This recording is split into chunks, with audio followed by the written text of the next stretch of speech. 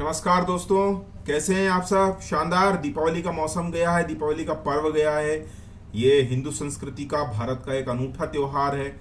जब भगवान श्री राम, प्रभु श्री राम जब 14 वर्ष के वनवास के बाद जब अयोध्या आते हैं, तो अयोध्या वासियों ने उनका दीपक जलाकर और आतिशबाजी कर कर उनका स्वागत किया था। वही परंपरा भारत के हिंदू सनातन संस्कृति में चली आ रही है और ये त्योहार अभी गया। आज का ये वीडियो मैं एजुकेशन से हूँ, तो आज मैं सोच रहा हूँ थोड़ा एजुकेशन पे ही बात की जाए।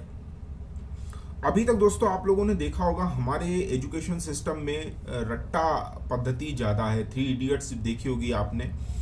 उसमें जो चतुर रामलिंगम होता है, वो इस तरह के स्टूडेंट जो याद करके, रट के, तोता रटंत करके जो सारी चीज़ें सिखा देते हैं, बता देते हैं, याद कर लेते हैं और लिख के आ जाते हैं।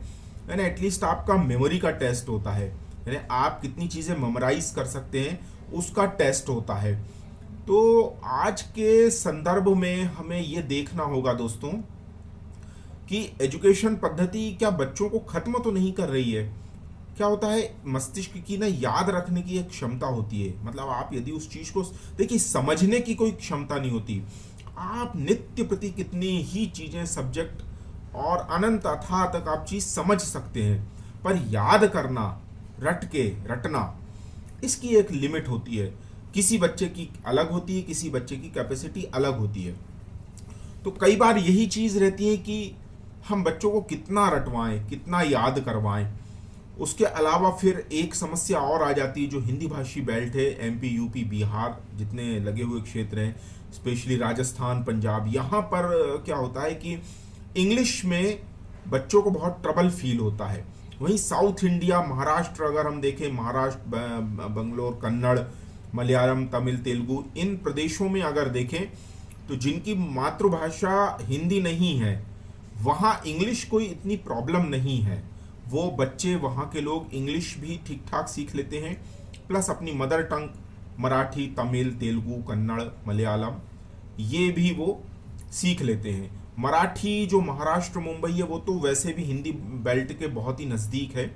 हमारी मुंबई फिल्म इंडस्ट्री अभी जिसका बाइकॉट चल रहा है, बाइकॉट बॉलीवुड, वो इंडस्ट्री कहें या हमारा संगीत जगत कहें या क्रिकेट जगत कहें, इससे महाराष्ट्र का कल्चर हिंदी भाषियों से अछूता नहीं है। और महाराष्ट्र में भी बहुत अच्छे पैमाने पर हिंदी बोली समझी लिखी जाती। बहुत लोग, वैसे भी नागपुर जो है वो मध्य भारत ही था, तो एग्जैक्टली ये मतलब दक्षिण भारत में नहीं आएगी मराठी भाषा। मराठी भाषा ये इसको जोड़ने वाली, लिंक वाली भाषा हो सकती है। साउथ इंडिया की भाषा और हिंदी भाषा की एक जो लिंक है, पुल, ब्रिज बनाने वाली भाषा, ये मराठी और तेलुगु हो सकती। तेलुगु भी मध्य प्रांत में बहुत लोगों द्वारा समझी बोली जाती है। तो यहाँ पर मैं ये कहना चाह रहा हूँ कि हम अभी मैंने एक सोशल मीडिया पे एक फोटो देखा जिसमें मोहन भागवत को चड्डी पहने हुए, वो कैसा वाला वो करते हैं, ये ऐसा वाला, ये संघ का वो ऐसा चड्डी पहने हुए मोहन भागवत जी हैं। उसको हिंदुस्तान बताया था और अंबेडकर जी को भारत बता दिया था। तो इस तरह का जो मतांतर, मत विभाजन नहीं, ये एक तरह से मन विभाजन है। यानी भारत और हिंदुस्तान में फर्क बता दिया जाए। भारत जो नाम है वो बहुत से, रघुकुल में भी राम के पूर्वज भी भरत बताए जाए, और भी एक प्रतापी राजा थे, तो भरत, 2-3 भरत हैं जिनके नाम से इस देश का नाम भारत पड़ा है।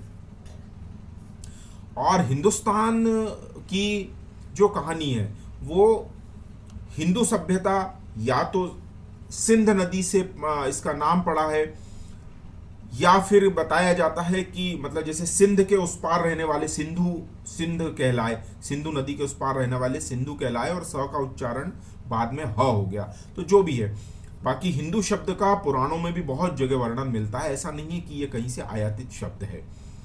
बहुत से इतिहासकारों और विद्वानों को मैंने सुना है इस पर।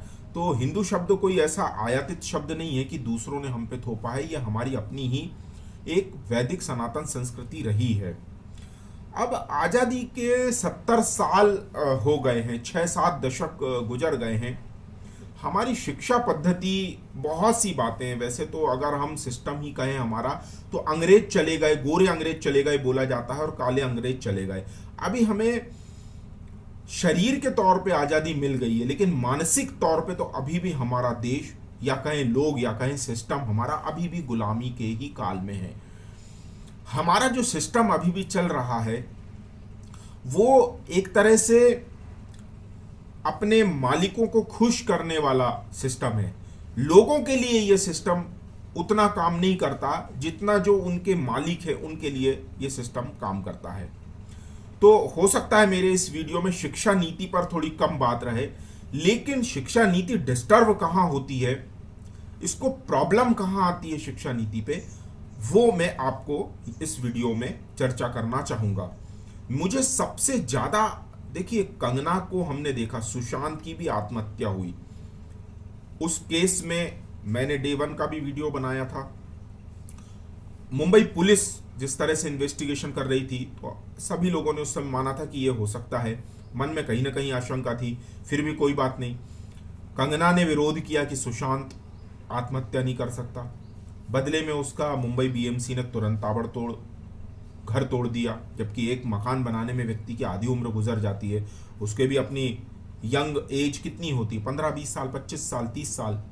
आज वो 15 से 20 साल का स्ट्रगल करके आज अगर एक मकान उसने बनाया है, तो आप समझिए कि उसका चार्म जो था, चार्मिंग एज जो होती है ना, वो लगभग हो चुकी है। एक जो मकान बनाने की उम्र होती है वो हो चुकी है, और दूसरा बनाए तो शायद बना सकते हैं, लेकिन व्यक्ति से उम्मीद यही की जा सकती है कि वो अपनी उम्र में एक ही मकान बना पाता है, और वो बीएमसी ने, मुंबई बीएमसी ने तोड़ दिया। पुलिस की भी कार्रवाई थोड़ी संदेहास्पद थी। अब हम यहाँ पर आते हैं अर्णब पे। अर्णब ने अपने स्टूडियो से बोला, जबकि आज देखते हैं भारत की मीडिया 6-7 दशकों से, पिछले 4 दशक से जब से मीडिया आया है, तब से मीडिया पे कोई बंधन नहीं है। तमाम लोग इतना विरोध करते करते, मोदी विरोध करते करते भी कई लोग भारत विरोध में भी चले जाते हैं, तब भी वो बोलने की आज़ादी के नाम पर, बोलने की आज़ादी जेएनयू में है, जहाँ पे भारत तेरे टुकड़े होंगे इंशाअल्लाह इंशाअल्लाह बोला जाता है। और कश्मीर में देखो आप, 10,000 लोग इकट्ठे हो जाते हैं, जरा हिंदू विरोध और भारत विरोध की बातें हों। खैर वो थोड़ा सा 370 हटने के बाद, 35 से हटने के बाद वो चीज़ थोड़ी कम हुई है और कंट्रोल में है।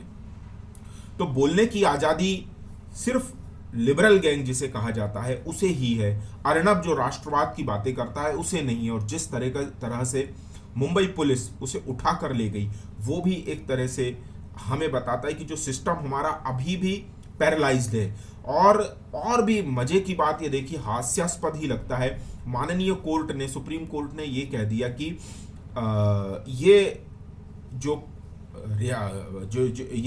अर्णब की गिरफ्तारी है ये कानून सम्मत नहीं है, गैर कानूनी है। उन्होंने कह दिया, लेकिन कहने के बाद उसको अप्लाई कौन करेगा, अमली जामा कौन पहनाएगा, कोई नहीं। कह रहेगा कि हाँ ये गैर कानूनी है, गैर संवैधानिक है, ये किसी को इस तरह से अरेस्ट नहीं किया जा सकता है।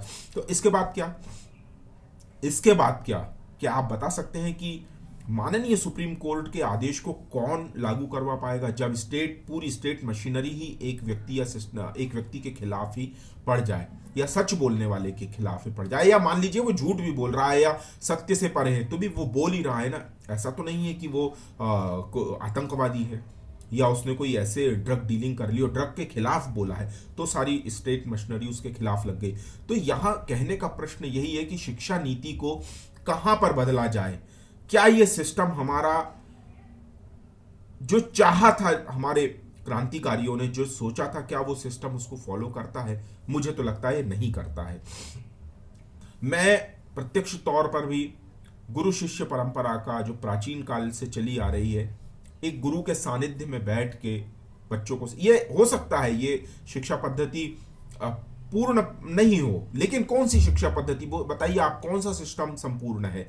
क्या आज हम जो एक क्लास में 40 बच्चे बिठा दिए जाते हैं और 6 पीरियड लगाए जाते हैं, 6वीं का बच्चा 6 सब्जेक्ट पढ़ता है, 9th का बच्चा आके तो कम से कम 12-14 सब्जेक्ट पढ़ने लगता है, किताबों का बोझ उसके बॉडी वेट से, बॉडी मास से ज़्यादा हो जाता है। तो यस, ये सिस्टम सही है? जो एकेडमिक्स का सिस्टम है क्या वो सही है? जब गुरु शिष्य परंपरा आप कह सकते हैं कि ये पूरी नहीं है, सक्षम नहीं है, तो फिर वो सिस्टम भी सक्षम नहीं है। तो मुझे ये लगता है कि किसी सिस्टम को छोड़े बिना भी तो हम दूसरा सिस्टम ऑप्ट कर सकते हैं, और ये लोगों के स्वविवेक पर छोड़ दें कि आप किस सिस्टम को अप्लाई या फॉलो करना चाहते हैं, और इक्वल अपॉर्चुनिटी दी जाए। मिशनरीज जो है वो इतनी ज़्यादा लैंड उनके पास है, सोर्सेज उनके पास है। FCRA जो सिस्टम अभी थोड़ा सख्त हुआ है कानून, फॉरेन फंडेड जो होते थे, फॉरेन फंड होता था NGO के थ्रू, उनसे ये चलाए जाते हैं मिशनरीज स्कूल।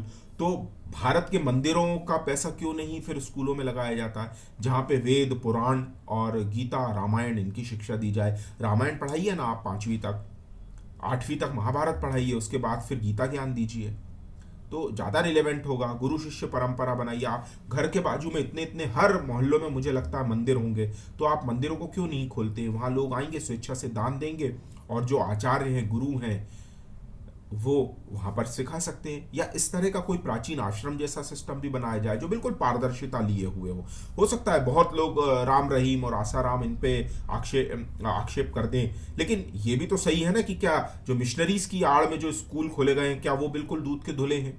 तो दोनों तरफ से बातें की जानी चाहिए। हो सकता है, और हमारे यहाँ ये भी देखा जाता है कि आश्रम पे जो हिंदू सनातन है, उन आश्रमों पे तो आप वेब सीरीज बना देते हैं, लेकिन किसी ईसाई पादरी पे या किसी मौलाना पे या किसी ऐसे सिस्टम पे जो आपको सुविधा नहीं लगती, उस पर आप कभी नहीं बोलते हैं। तो ये वन वे ट्रैफिक जो है सेकुलरिज्म का, ये कब तक चलेगा?